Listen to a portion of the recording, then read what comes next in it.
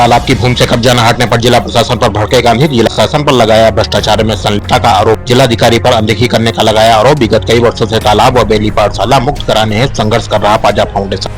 मेरा नाम ब्रजेंद्र शरण श्रीवास्तव गांधी है। मैं पाजा फाउंडेशन का प्रदेश अध्यक्ष हूँ। आज धरने पे क्यों बैठे हैं? आज बहुचर्चित मामला है रायबरेली जनपद का, जो हम लोग 2018 से लगातार लड़ रहे हैं। रायबरेली के कुख्यात भूमाफिया है रमेश बहादुर सिंह, जो यस विद्यालय चला रहा है।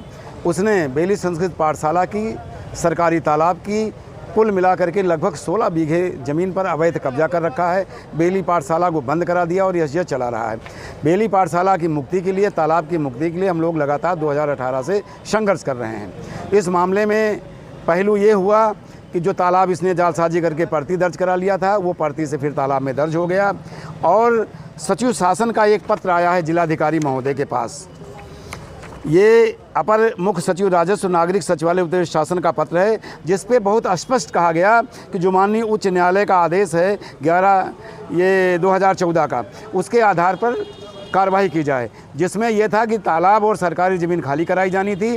भूमाफिया रमेश बहादुर सिंह और इसके गिरोह पर एक मुकदमा दर्ज कराया जाना था और इससे जुर्माना वसूला जाना था।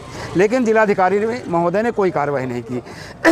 इधर हम लोगों ने क्या किया कि एक प्रार्थना पत्र माननीय मुख्यमंत्री को और माननीय प्रधानमंत्री जी को भेजकर 40 लोगों पर FIR दर्ज करने की मांग की, जो इस भूमाफिया गिरी में जुड़े हुए थे, जिसकी जांच हो गई और जांच में बहुत स्पष्ट हुआ, जांच सही पाई गई और पुलिस कार्रवाई अपेक्षित है ये कह करके रिपोर्ट लगाई गई।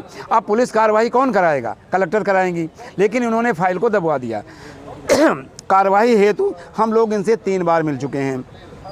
हमारा जो पहला प्रार्थना पत्र है वो 28/4/2025 से जिलाधिकारी ने दबा करके रखा है और उसके बाद हम आखिरी बार इनसे मिले हैं 23/6/2025 को। और ये क्या करती हैं कि जब हम लोग मिलने के लिए पहुंच जाते हैं, प्रार्थना पत्र चपरासी लेके इनको दे देता है और उसके बाद ये हमसे मिलती नहीं है। जब हमारा नंबर आता है तो उठ करके चल देती हैं। अरे भाई, कहाँ तक भागोगी आप न्याय नहीं करोगी। आप कलेक्टर के पद पर जनपद रायबरेली की प्रथम नागरिक हो, आप प्रथम व्यक्ति हो। आप तो आज का प्रमुख मामला क्या है, क्या मांग है? भाई मैं बता रहा हूँ आपको कि ये 15 लाख लोगों की न्याय की कुर्सी पर बैठ करके और ये अन्याय कर रही हैं। ये भूमाफिया रमेश बहादुर सिंह से इनका गठबंधन है, इनकी दुर्पसंदी है और उसके भ्रष्टाचार में लिप्त होकर न ये तालाब खाली करा रही हैं और न ये बेली पाठशाला की मुक्त करा रही हैं। दूसरी ये अपर जिलाधिकारी वित्त हैं मैडम, इन्होंने भी 1 साल से ये ज़मीन सरकारी खाते में दर्ज होने की एप्लीकेशन है उसको दबा रखा है। ADM वित्त भी जो हैं पूरी तरह से भूमाफिया रमेश बहादुर सिंह से मिली हुई हैं। आज हम लोग इसलिए यहाँ पर आए हैं कि इस पर कार्रवाई की जाए। जनपद की कलेक्टर रायबरेली या तो कार्रवाई करें, हाई कोर्ट का पालन करें, सचिव शासन के आदेश का पालन करें, अन्यथा रायबरेली छोड़कर चली जाएं। ये जो मनमानी हो रही है ये बहुत गलत है, ये न्याय के खिलाफ है। ये हमारी मांग है और इन्हीं 5 बिंदुओं पर 6 बिंदुओं पर हम लोग आए हुए हैं कि एक तो हाई कोर्ट के आदेश पर ज़मीन खाली कराई जाए, भूमाफिया रमेश बहादुर इनके सहयोगियों पर मुकदमा दर्ज कराया जाए और जो इन्हीं फर्जी कागजातों पर बेली BSC से मानता है उसकी मान्यता प्रत्याहरण की कार्रवाई कराई जाए और जो CBSE से फर्जी संबद्धता ली गई है उसको कैंसिल कराया जाए।